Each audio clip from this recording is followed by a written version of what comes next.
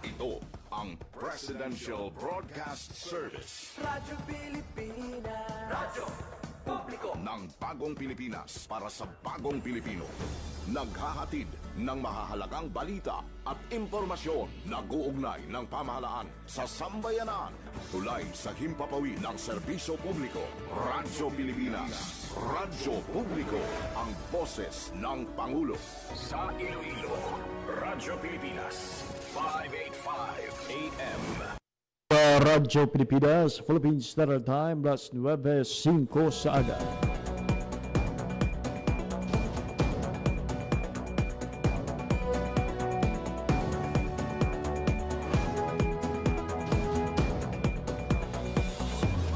Sa Western Visayas, Panay Island, na tinamaan itong island-wide blackout. Ang pagsulod mo gid sa Maasim watershed. Pinaka-purpose nila ini para sa operation nato. We have that in collaboration with the Department of I am Health. again standing up. Mapiktahan ang ila freedom of expression. Sa Office of Civil Defense naman po. Balita, issue, kag iban pa. Diri sa Radyo Pilipinas. Radyo Publiko.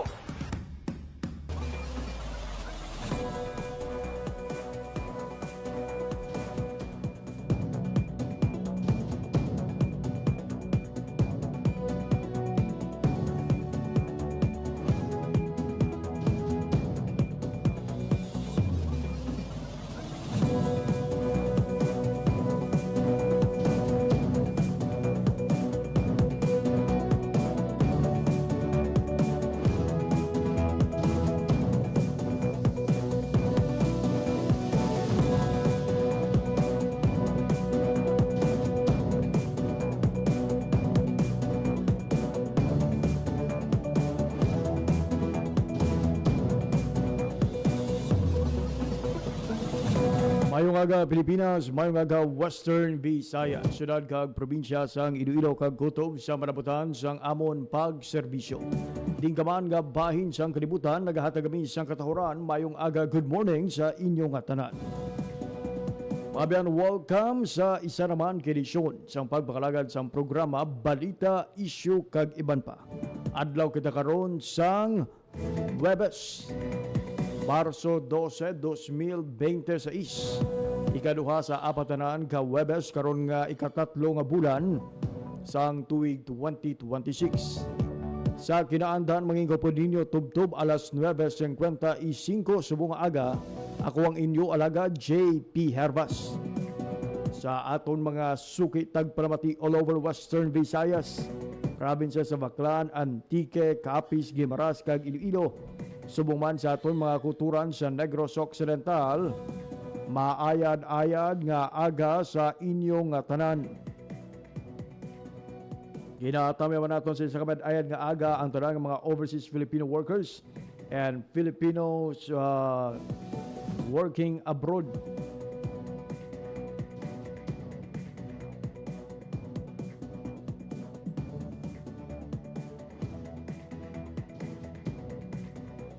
Ang palatuntunan, balita, issue kagawan pa, mabatian live sa 585 kHz sa lisuan sang inyong radyo. Subong man live sa aton sining Facebook page ang Radyo Pilipinas Iloilo. Gani sa aton mga kulturan nga wala access sa internet, mahimo gyud kami nga mapamatian sa tradisyonal nga mga radyo. Kag sa mga wala naman sang access sa radyo, mahimo gyud pamatian ang aton sining nga pagpangalagad pinaagi online. Ang oras sa Radyo Pilipinas alas 9:09 sa aga. Sa aton nga pagpangalagad subong aga mga biyan mga ikupon naton sa lamang madugay ang aton nga koneksyon sa Civil Service Commission. Represented by Acting Assistant Regional Director, Director Andre L. Ladiguhon. Agod istoryahan mga biyan ang tuhoy sa Gawad Lingkod Bayani. Ni ang paindis-indis mga biyan kung pagpili sa mga dalayawon nga mga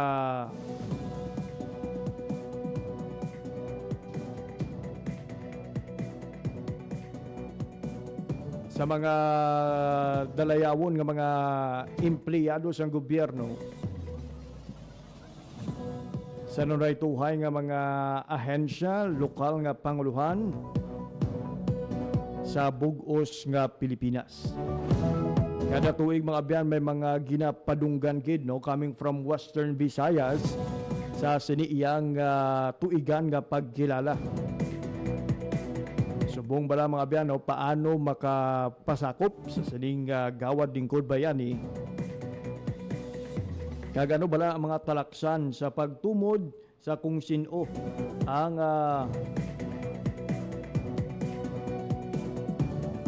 nagakaangay pasidunggan sa sining pagkilala.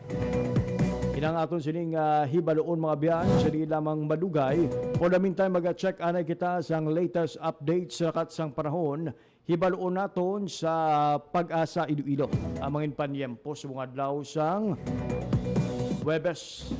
Shall we expect sang mapaang na naman nga panyempo o kung may tsansa ba lang nga mangin maulanon ang adlaw sang Webes? Ibalo nato mga biyan ang aton sining koneksyon sa Pag-asa Iloilo. Hapon sa interview sa inyo alagad sa kay Engineer John Baron iyagagin pabutyag nga ang kapaang ang posible magtaas pa as we move closer sa dry season o kung sa tig-ilinit. Kaya ginaparugyan gid ang tanan nga parang nga maghalong kag prioridad ang inyo sining health o kung ikaayong lawas sa piyak sa nagataas nga presyo sang gatong kag kuryente.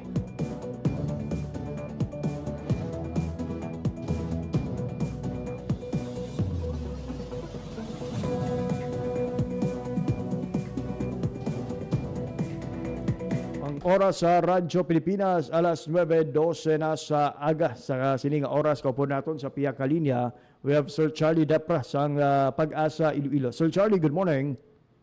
Yes sir, may aga sa Tarangatag Pramate sa Radyo Pilipinas. Yari pinakauling nga lakad sa panahon karon nga adlaw, Huwebes, Marsa 12, 2026. Northeast monsoon nagapekto sa Luzon, Visayas. Trough naman sang tropical storm nagapekto sa eastern section sang Mindanao.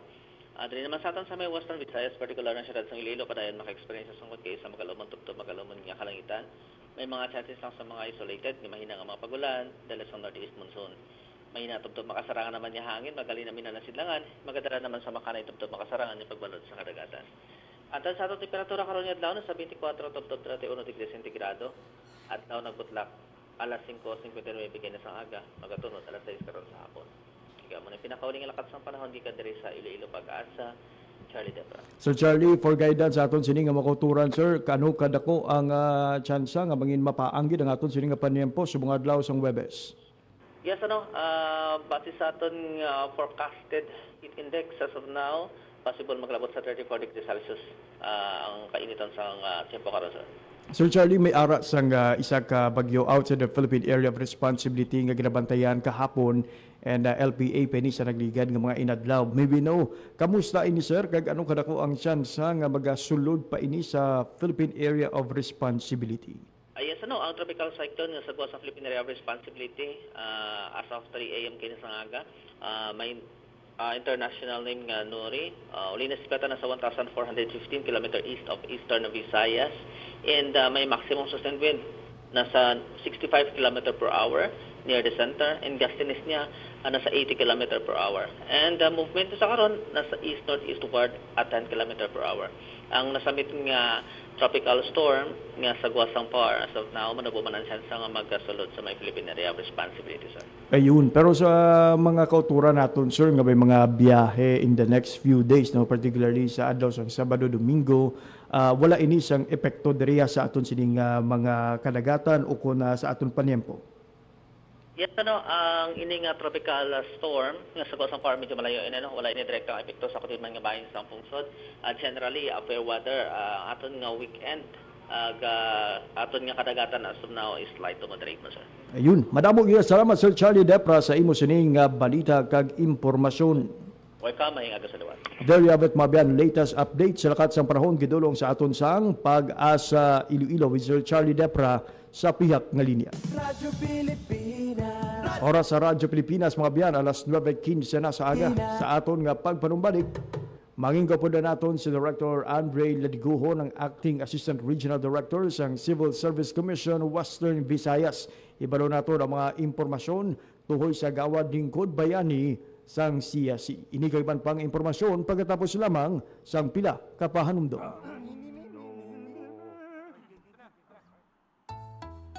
Ang sumitsit ay pangmangmang, ang sumipol ay panghunghang, ang babae sa lansangan, huwag hiritan kundi igalang.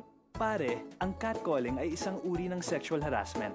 Di biro ang sexual harassment at di nakakamacho ang pang-aabuso. Huwag hiritan kundi igalang. Isang paalala mula sa Philippine Commission on Women at ng himpilang ito. Time to celebrate kulturang Pinoy. Tradisyon, musika, sining, literatura at iba pa. Anything and everything fun and Filipino. Ito ang Pinoy Kultura. Iba ang musikang Pilipino or more popularly known as OPM. May OPM na makabago. May OPM na makaluma. May OPM na rock. May OPM na rap. May OPM na mabagal. Pagkat magaganda ang mga Pinay. May OPM na mabilis. May OPM na Tagalog. Ang himig natin. May OPM na English. Bahagi ng ating kultura, noon, ngayon at magpakailanman. Anumang OPM ang hanap mo, isa lang ang masasabi ko.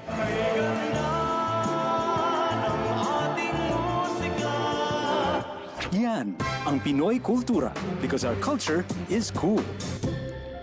Philippine Standard Time, las 9:17 sa aga. Radyo Pilipinas. Radyo Publiko. Radyo Pilipinas. Nabiyan sa gihapon nagapamatika mo sa pagpangalagad sa programa Balita, Issue kag Iban pa.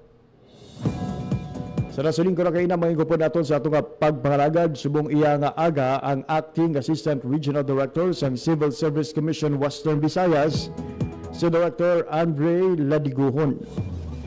Ibalo natin kay Director Ladiguhon mabiyan ang tuhoy sa gawad lingkod bayani. Kaysa katuigan nga pasidungog sa Civil Service Commission sa mga outstanding government workers hindi lang sa Western Visayas kundi sa bugos nga Pilipinas.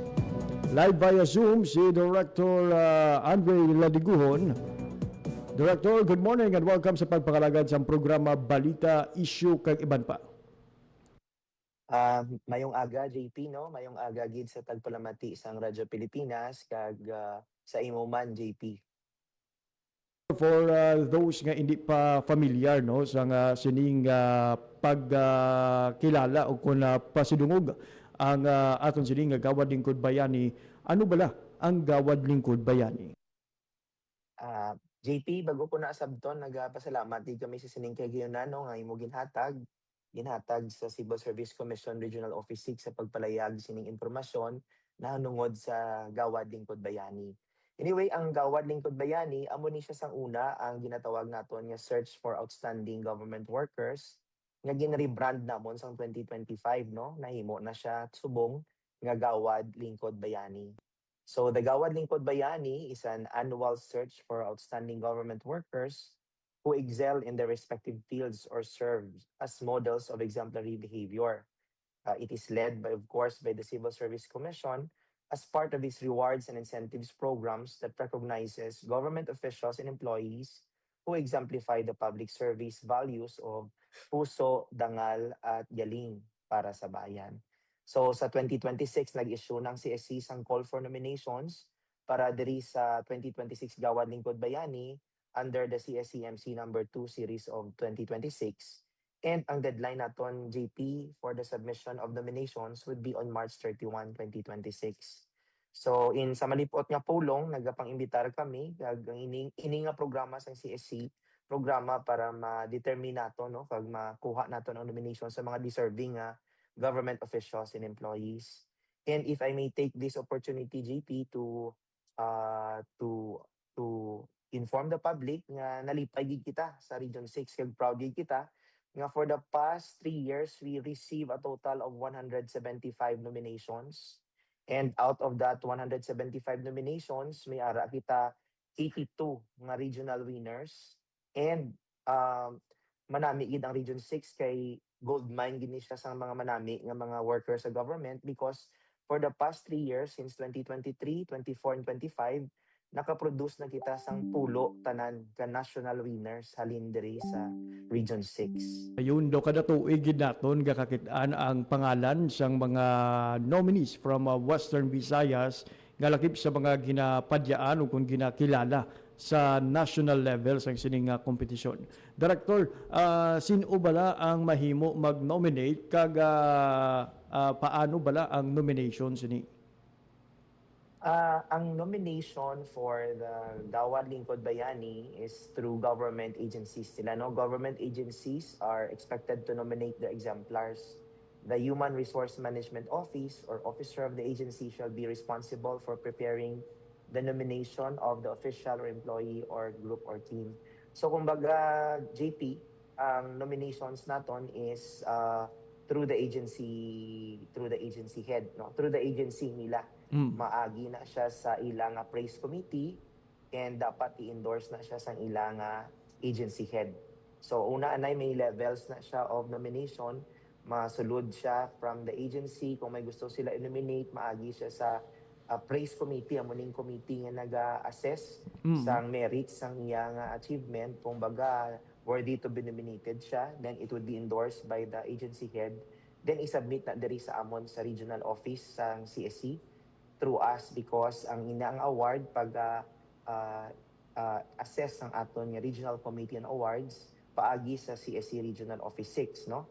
And then after that, after the evaluation, the regional committee and awards can determine already the regional winners, and then those will be advancing to the national evaluation.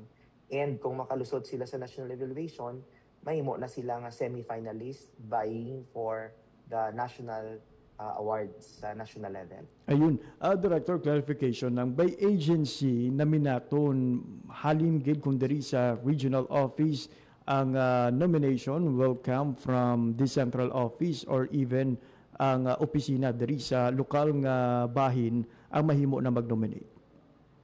Ang opisina diri sa lokal nga bahin mahimo na mag-nominate pero may mga agencies kita nga ang ilang head of agencies is their central office. So depende kung sino ang ilang head of agencies, no?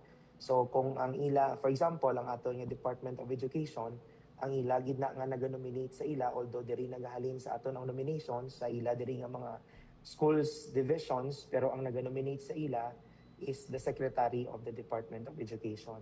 So depende sa hierarchy sang structure nila if sino ang agency head nga gina-consider nila to be in authority to endorse the nomination to the regional office. Sa sina nga mga bahin, Director, may bugat bala kung ang ang nag-nominate, no?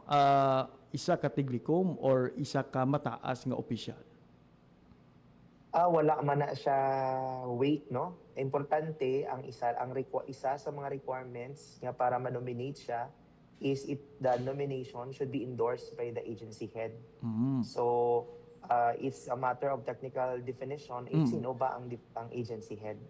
Director, hindi man Sa mga local government units naman yati ang agency head naton ang mga local chief executives sa local government units kung ang nominee naton is from the local government units. Director, hindi man lipod sa aton nga ihibalo nga may ara sa mga private person iya o kuna ordinaryo nga mga pumuluyo nga ginaserbisyohan sa mga alagad sa gobyerno nga nakakita sang kamaayo, kita sang dalayawon nga mga performance ang aton sining mga government employees nga ginapasidunggan naton sa sining nga pagkilala. Is there any process o kuna any way nga makabulig nominate ang isa ka private individual sa sining mga gawad lingkod bayani nominees? Yes, JP, no? Ang mga private individuals and organization, pwede sila ka-recommend sa agency. Hindi sila pwede ka-nominate, pero pwede sila ka-recommend that somebody from that agency can be nominated to the Gawad Lingkod Bayani. So any private individual or organization may recommend an individual or group of individuals for a specific honor award to the concerned government agencies. So they are from the outside, all they can do is to submit their letter of recommendation that we would like to nominate this person in your agency because nanamian kami sa iya or manamian niya nga maginapang obra. And then mabalik siya sa sakto nga process nga maagiliwat sa praise committee sang inang agency kag endorse sang agency head.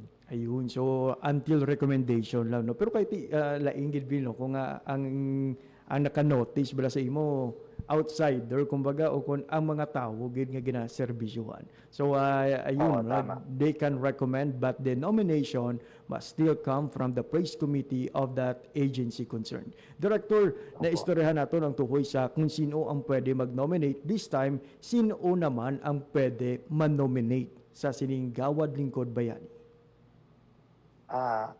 Ang pwede manominate sa Gawad Lingkod Bayani naton may mga klase kita sang awards. Ang pwede naton manominate is tanan nga appointive officials and employees sa government naton. Pwede man naton manominate ang military personnel, ang elective officials pwede man manominate, and also elective and appointive barangay officials and employees, or even posthumous nominations may be made for a public servant who died in the line of duty or in pursuit of his or her official duties and responsibilities as a civil servants. Although nga ang posthumous nomination, may ara lang siya na nga time frame that it should be formalized within 12 months from the time of death of the government official or employee. So initanan ang pang mention ko, amo ni tanan ang pwede naton manominate for the Gawad Lingkod Bayani. So iniwaton ko, appointive officials and employees, military, elective officials, elective and appointed barangay officials, and of course, we also accept posthumous nominations for those who died in line of their duty. For elective official, Director, no, may ara bala sang criteria or policy nga dapat ang nominee dapat aktibo gid sa tion sang nomination until the awarding. Kaya may mga instances iyang right after the nomination, pagkasunod nga mga tinuig or binulan, hindi na siya aktibo sa pwesto. Ang elective officials, pwede natin manominate. Anyway, JP, ang nominations, nag-zero in man na siya sa iyang mga works and performance based during the time nga nag-serve siya as elective officials. So ang paglantaw naton sang ang nomination is not really nga kung ara siya but the accomplishments made during the time nga naara siya sa posisyon. So in doing this evaluation, we are looking at accomplishments in the last 3 years of elective man siya or appointive official. Ayun. Director, another clarification, no? Ang mga napadyaan na o kung ginkilala na in the previous years, pwede ba na sila manominate liwat sa ilang ahensya? Pwede sila manominate liwat sa ilang ahensya pero sa different naman nga awards, no?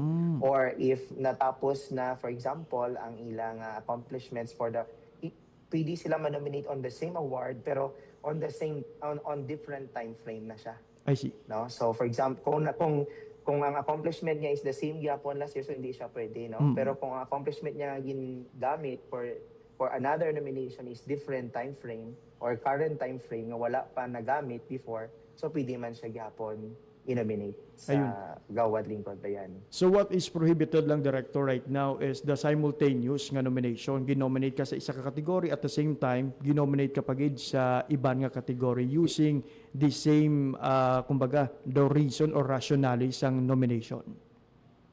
Yes.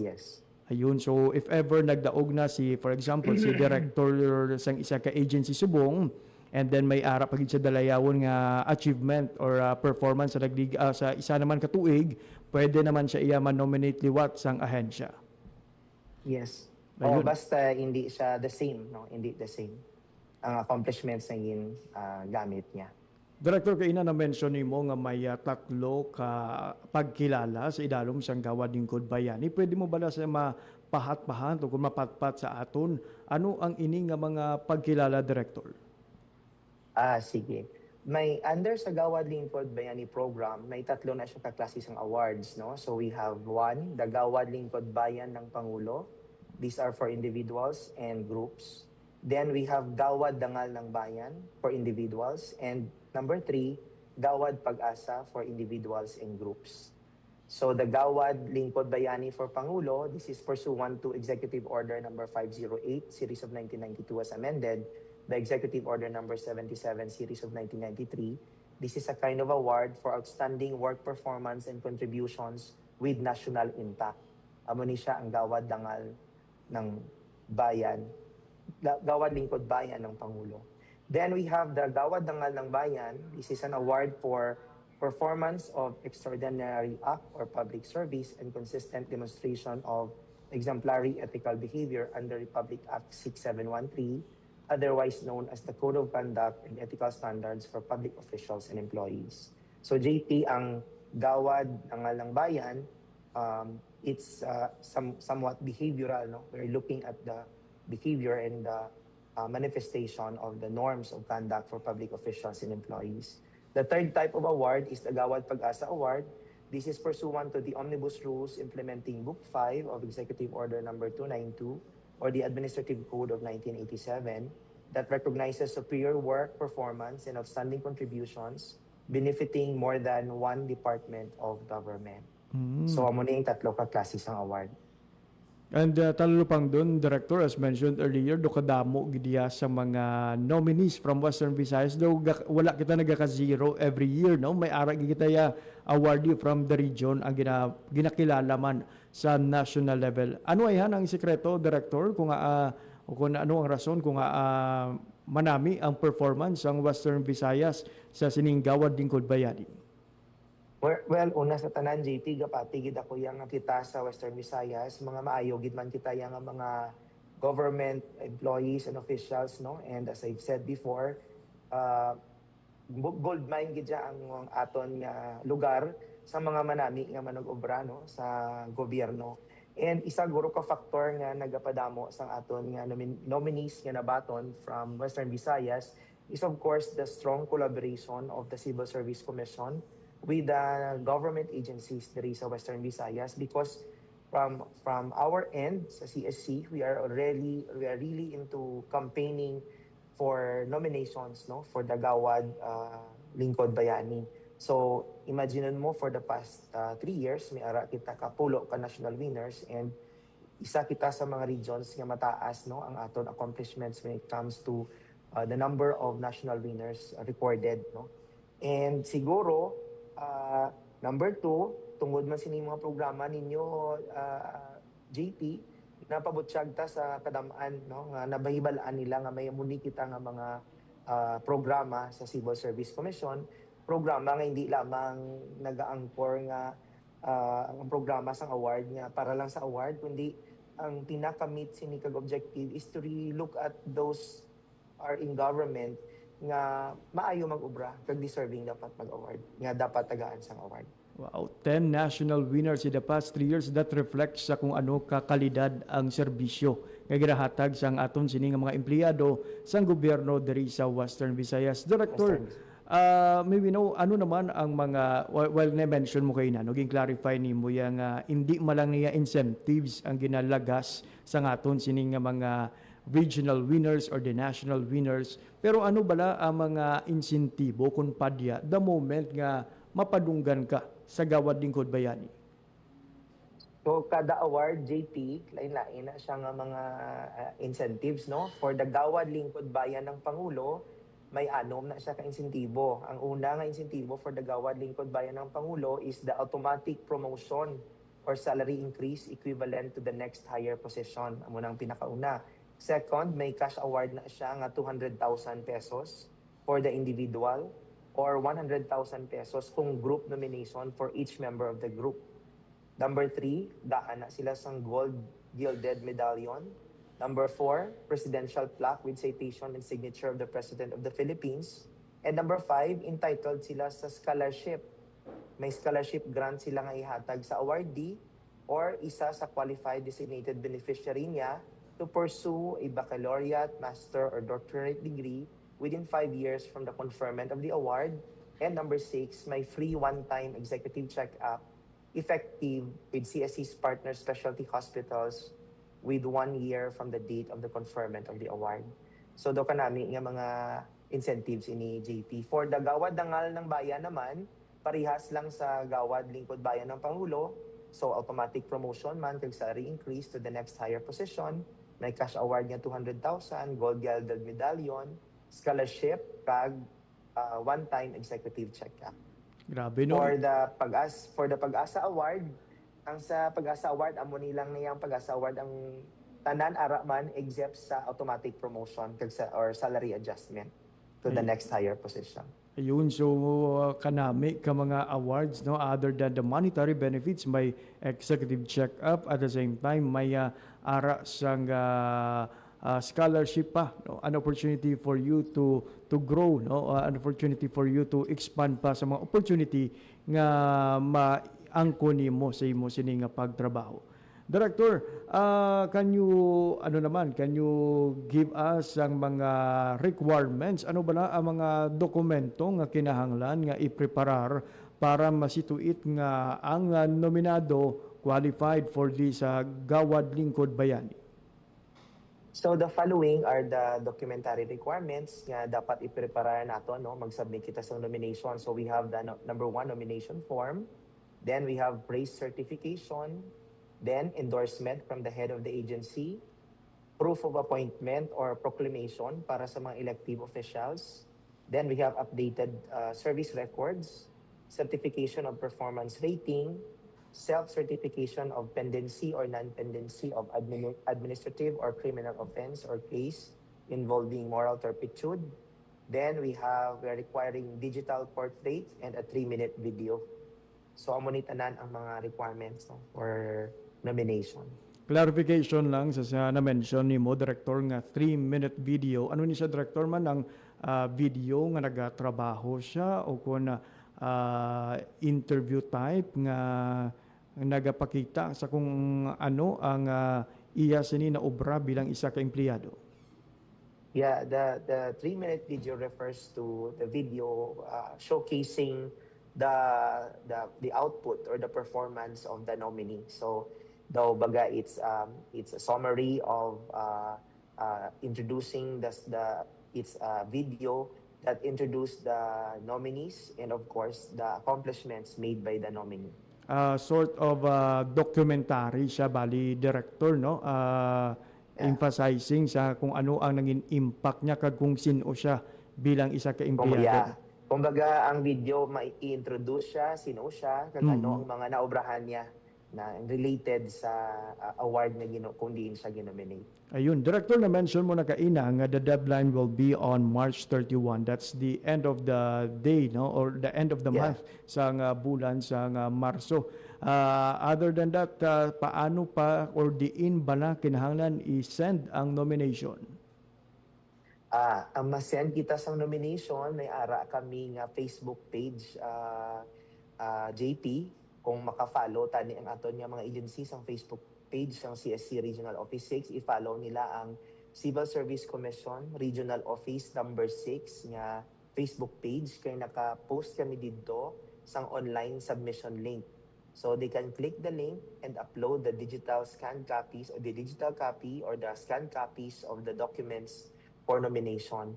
Or pwede man nila ma-email sa amon, paagi sa amon email nga ro06.hap@csc.gov.ph. Ayun. Director, clarification lang, ang mga empleyado from the Negros Occidental, are they still covered sa regional level sang sining Gawad Lingkod Bayani sang Civil Service Western Visayas? For Negros Occidental Province, as far as we're concerned, diri paghapon sa amon ginasubmit ang nomination sa Regional Office 6. Ayun. So, para ma-imagine man namon, Director, ano bala kadamo ang ginabato ninyong nominations kada tuig, kag ano kabudlay ang pagpili sa mangin kwalipikado para sa regional level? Yes, diri sa Regional Office 6, Gabaton, Committee, on the average, we are receiving for the past 3 years, hambal ko simo, 175. Last year lang, we received 65 nominations and nagaagi ni siya tanan sa amon nga Regional Awards Committee, no? May committee kita ang naga-assess kag nag-evaluate sin tanan nga mga nominations sa Regional Office ng CSCRO6.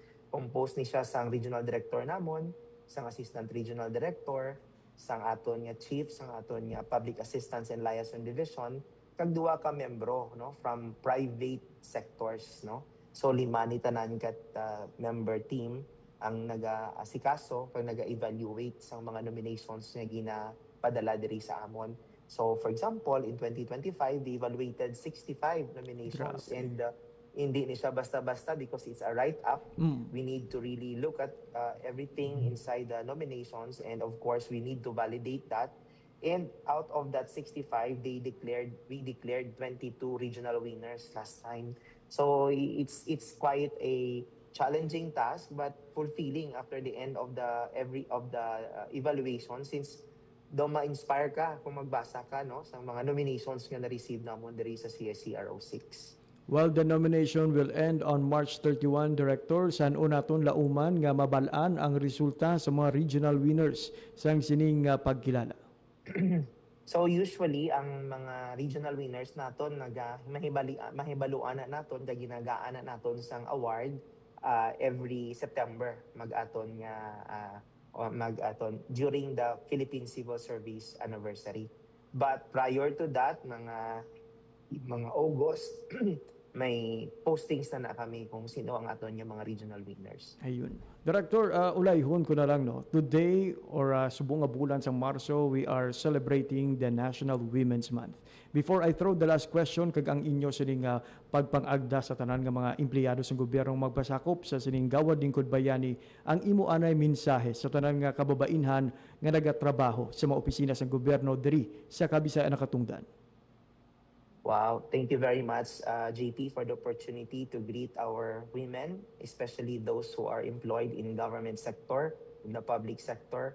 I greet you, Happy Women's Month, and Happy Women's Month, and we really recognize the role of women not only in our government service, but the role of women in our lives. All of us, may mga nanay kita, no? Kung may mga utod kita nga babayi, and women are the strength of the organization. They can be the force to reckon with, because if you notice that we are happy to note that in Western Visayas, spread out man ang demographics ng mga empleyado nato, no, sa mga ahensya sa gobyerno nga balanse ang men kag women.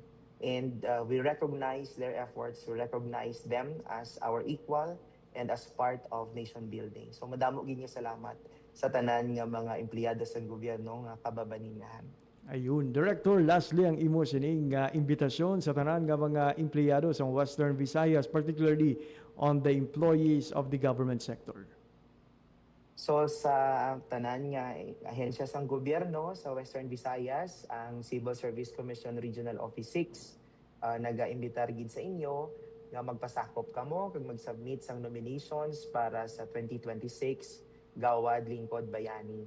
This is our opportunity to really look at our employees and the officials in our organization that are really deserving to be given an award, because aside from example, we are showing to the public that because of this performances na ginahatag sang aton nga mga ka-award nga mga upod sa gobyerno, naga-transform ni siya into a better public service. So we really expect to receive nominations from our government agencies in Region 6. And gusto ko man, JP, paon ini nga tinion, nga magpasalamat sa Radyo Pilipinas sa sining kayunan nga ginatag nyo sa CSC RO6 na magpalayag sa sining mga impormasyon tuhoy sa Gawad Lingkod Bayani. It is our honor, gid Director, nga makaupod ka subong nga aga kag mapabati sa aton sini nga mga tagpalamati ang tuhoy sa Gawad Lingkod Bayani. for an opportunity no nga ma-recognize naton ang mga dalayawon gid kag deserving nga mga empleyado sa gobyerno diri sa Kabisayaan na Katungdan. Director Andre Ladiguhon, for your works and words para sa bayan. Madamo gid nga salamat kag padayon. There you have it mga biyan, si Acting Regional Director, Director Andre Ladiguhon. Tuhoy ini mga biyan sa Gawad Lingkod Bayani nga isa ka tuigan nga pagkilala nga ginahatag sang aton sini nga Civil Service Commission in honor mga biyan sa mga dalayawon o kon outstanding government workers who excel in the respective field or nagasabing models of exemplary behavior. Alas 9:45 na sa aga.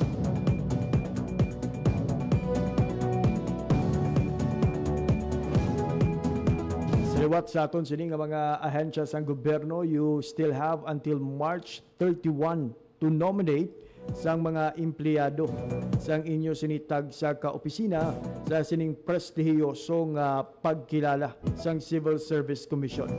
Di basta-basta mga biyan ang padya nga nagahulat for those who will be qualified nga pasidunggan sa regional and national level.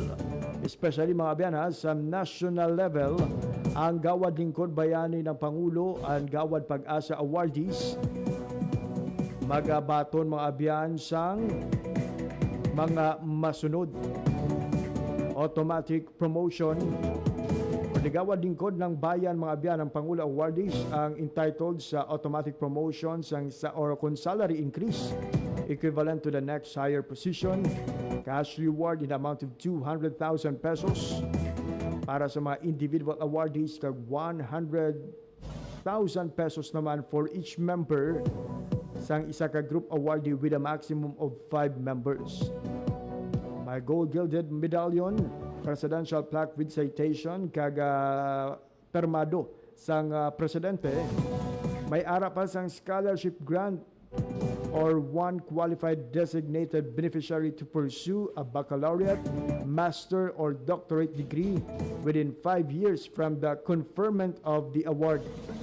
Kag libre man nga one-time executive check-up effective with CSS Partner Specialty Hospitals within 1 year from the date of conferment of the award. Madamo mga biyano sa nagahulat nga padya for those who will be named as the national winner sa sini nga kompetisyon. Sa sini nga oras, ibaloon ta naman ang update sa nagalapit nga regional meet or the Western Visayas Regional Athletic Association meet ang tagbalay ang Pasig City. Ibalo naton kung kamusta na, pila na bala ang nahatag na suporta sa Pasig City sa ila sining nga mga atleta. Para idulong sa aton ang detalye sa balita, kuhaon naton ang live report ni Lodi Marian Grace Arenieta. Radyo Pilipinas. Report. Lods, good morning. Good morning. Naghiwat sang send-off ceremony ang lokal nga panguluhan sa Pasig City sang ilaya nga delegasyon para sa Western Visayas Regional Athletic Association o kon WIVRA AMI 2026. Ginbug-usan lods no ang delegasyon sa Pasig City sang 545 ka miyembro lakip dili ang mga atleta, mga coach, trainers kag miyembro sang komitiba. So samtang lods no kadungan sa giniwat nga send-off ceremony panagtagman or nag-release ang masobra sa 1.7 million pesos nga financial assistance ang LGU Pasig sa delegasyon sini bilang suporta ya lods no sa pagkumpit sa regional meet. Yung pangunahan lods ni Pasig City Mayor Stephen Palmares ang pagpanagtag sang allowance kaupo diri ang iban pa nga opisyal sang Pasig City. And by the way lods no, pila na lang kaadlaw antis man ang pag-umpisa sang aton nga regional meet, yara na dito lods no ang delegasyon sang Schools Division Office of Aklan, lakip man sang Guimaras kag ang first batch sang Schools Division Office of Iloilo. Ang iban lods nga mga delegasyon ang Antique, Capiz, kag subong ang Iloilo City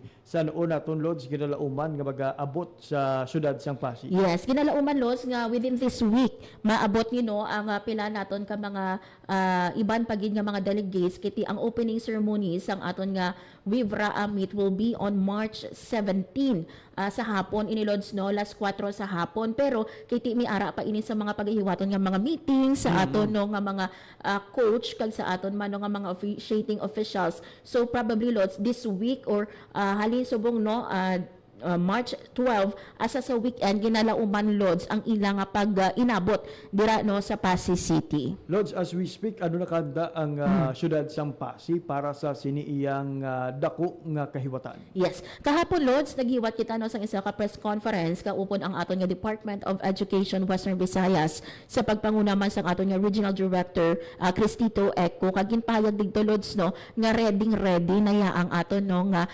Pasig City. Kaupo diri ang Schools Division Office of Pasig City sa pag-host sang sining regional meet.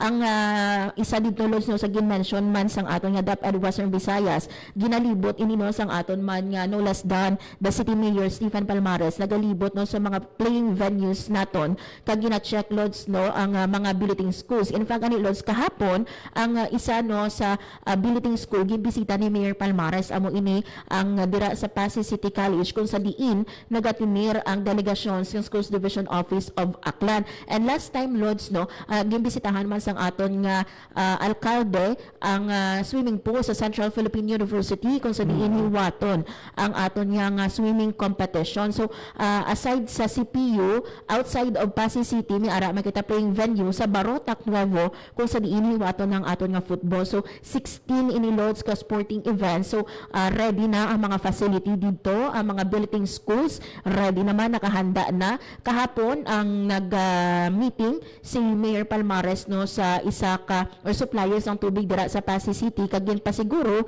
nga may enough nga supply sang tubig kag nagpatukod man or naghuman, Lods, no sa mga dugang nga mga comfort rooms sa mga billeting schools naton. Ayun, looking forward gid sa successful nga pag-host o kung pagparabalay sa nga Pasig City sa sining Regional Athletic Association meet participated by 8 divisions sang aton sining rehiyon. Yes, 8 ni siya, Lods. So this is the first time Rojas City, Iloilo City, and Pasig City will be playing no sa aton yung regional meets. Ang una, Lods, ang sa Rojas City, nagakompete sila no or gina-represent ini sang SDO Capiz City ang Rojas City under sa province of Capiz. So by province kita last time, pero this will be the first time. This is historic, Lods, no kay ang mga cities naton magakompete na or stand alone nga magakompete sa aton nga regional meet. That's why nga last time, Lods, no sa Rojas City ginagpanagtag man sila sang ilaya nga allowance. Sa Pasig City kahapon nagpanagtag man sang allowance. So looking forward sa iban, Lods, ginapakita na nila ang ilang mga uniform, lakip ang ilang mga kalo, no excited no kiti ang mga tanan naton nga Schools Division Offices sa Western Visayas mahatagan sang kahigayunan to represent sang ilang city kag provinces. And for the very first time, no, tatlo man ka grupo ang pasakupan sa mga Ilonggo athletes kay may ara sa representante or delegasyon from Iloilo City, correct, from Pasig City, and from the province of Iloilo. Yes. So mabuday ni mag-cheer ang ating sining mga fans kumbaga. Yes. Kahapon, Lods, ginhambal no ni RD Cristito Eco nga manami in Lods because nga may chance na no nga to represent no sa regional meet kung sang una sa integrated iba naton nga mga students dira pala sa integrated gakapaslawan na sila, pero right after winning no sa ilaman nga mga meet sa kada SDO naton may chance sila kumbaga isa na lang gikatikang makapalaro na sila. So all they need no is to win sa sining regional meet para nga sila ang ma-represent sa aton sa palarong pambansa.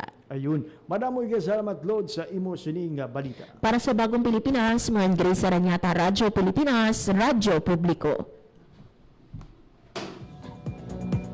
Alas 9:53 sa aga, wala kita sang oras nga nabilin sa aton sining nga pagpangalagad. Dali na gilamang kuto ba atong edisyon sumugad daw sang Webes, Marso 12, 2026. Agay pasalamatan naton si Director Andre Ladiguho ng Acting Assistant Regional Director sang CSC Western Visayas sa iya sini nga pag-upod sa aton nga edisyon sa mga adlaw sang Webes.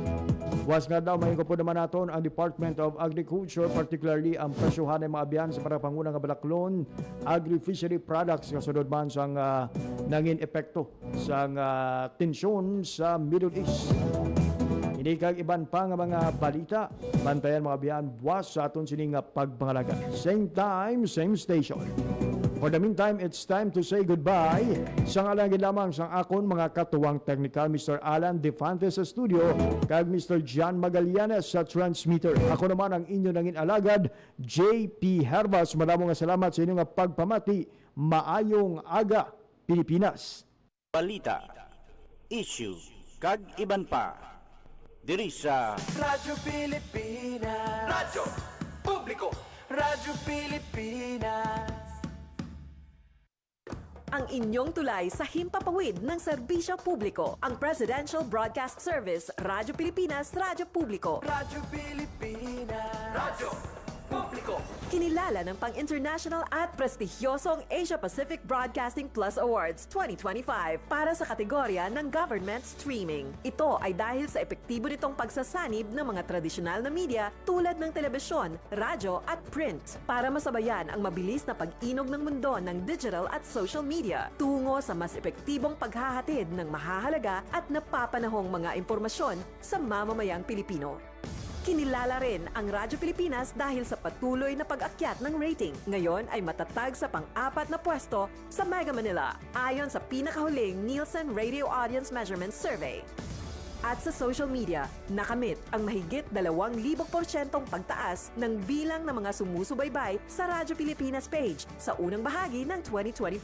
Patunay ito na ang inyong Radyo Pilipinas Radyo Publiko ay tunay na kaagapay ng inyong pamahalaan sa paghahatid ng serbisyo sa mga mamamayang Pilipino. Mula sa aming lahat, sa ngalan ng inyong pamunuan at mga kawani ng Presidential Broadcast Service, kasama ang inyong mga himpilan ng Radyo Pilipinas sa buong kapuluan. Maraming salamat po sa inyong lahat, sa inyong pagtangkilik at pagkilala. Radyo Pilipinas. Radyo Publiko. Radyo Pilipinas. Radyo